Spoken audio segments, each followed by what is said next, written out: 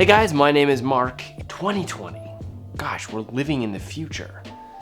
So, why would you want to shoot with vintage lenses in 2020?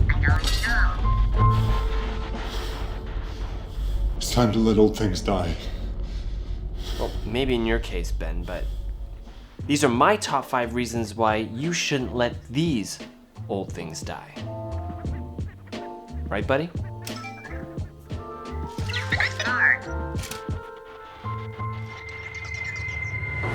Number 1, price and accessibility.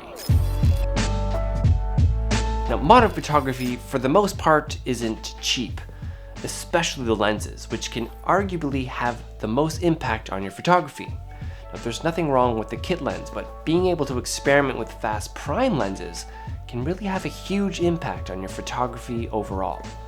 Now, the problem with fast modern primes is they ain't cheap. This Canon EF 24mm f1.4 lens costs $1,500. And this Canon FD 24mm f2.8 costs roughly $100. Yes, the modern lens is faster, sharper overall, and has autofocus motors, but at $1,500 it puts it out of range for a lot of people, especially those who are just getting into it. Now, same can be said for zoom lenses.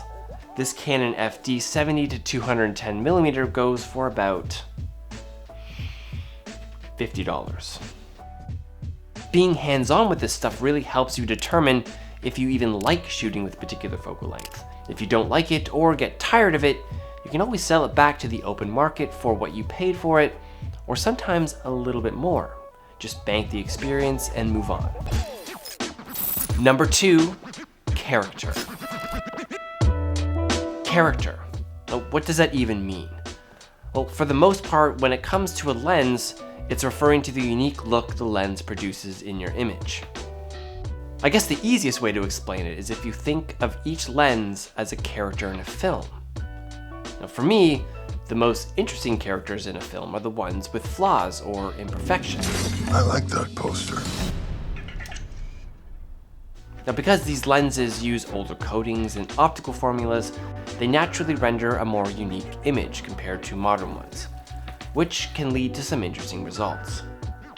Now, how the lens flares, how it renders bokeh, how it vignettes wide open, the contrast levels, or how the sharpness fades at the edges, all these things combined can give your image a unique look. In a day where everyone is trying to stand out, there really is no better way than to do that in camera with an affordable vintage lens. Or 2, or 10. Number 3, build quality. I can't stress this enough. These old lenses are built to last, and they have. Made almost entirely out of metal and glass, they're perfectly weighted, and the ergonomics of the focus throw and aperture clicks feel so good, only adding to the experience. For the most part, they're a lot smaller as well.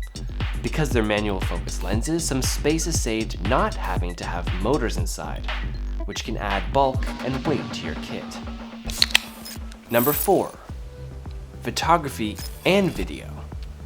Just like modern DSLR or mirrorless lenses, these vintage lenses work just as well for video as they do for photography. Now, I would go one step further and say they're actually better suited for video, where that edge-to-edge clinical sharpness isn't in such high demand.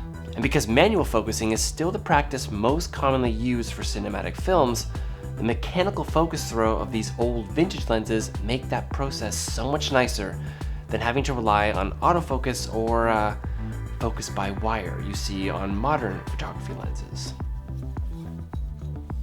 These lenses have clear distance markings on them, with hard stops at the min and max focusing distance, so that makes the art of pulling focus much easier. Now, these vintage SLR lenses are used on various professional and commercial film productions. You can even go a step further and have these old lenses modded to mini cinema lenses. Now, vintage lens for video is doing a full rehousing for Soviet lenses such as the Helios and Jupiters. It's the kind of stuff dreams are made of. Let the past die my ass. Now, modding your lenses might be a bit extreme for many, but I wanted to mention them to really illustrate the potential of these old lenses. Number 5, education. For me, videography was always my focus growing up. I had to learn the basics of shooting 35mm stills at film school because it was the first logical step to shooting with 35mm motion picture film. Now, I would say, without a doubt, the biggest impact on my photography started when I adapted my first vintage lens. It was new and exciting, and it got me out shooting more. Experience really is the best teacher. Now I know with these vintage lenses, manual focusing is a bit of a barrier, but you'd be surprised how quickly you can adapt to this challenge. Challenge the body and the body will respond. It's human nature and it's super rewarding if you can get over that hump. There's nothing better than the feeling that you shot the image, you perfectly exposed it, you nailed the focus, you own that shot. It's amazing, and I certainly wouldn't be doing all these videos on the topic if I thought that was a waste of time. That would be a huge waste of my time. So these are my top 5 reasons why you should be shooting with vintage lenses in 2020. It's easy, all you need is a simple adapter mount that connects the old lens to your camera mount. Now I did a dedicated video on that exact process, I'll leave a link to it in the description. It's also fun as I can't say that word on the internet. But yeah, it's fun. Might take you a little longer to get the shot, but good things take time, right? Any questions anyone has, please leave them down below. I'm happy to help because that's why I'm here. Thanks so much for watching. Happy New Year, and I'll see you guys next time. Go shoot some stuff, have fun. Get creative, be inspired.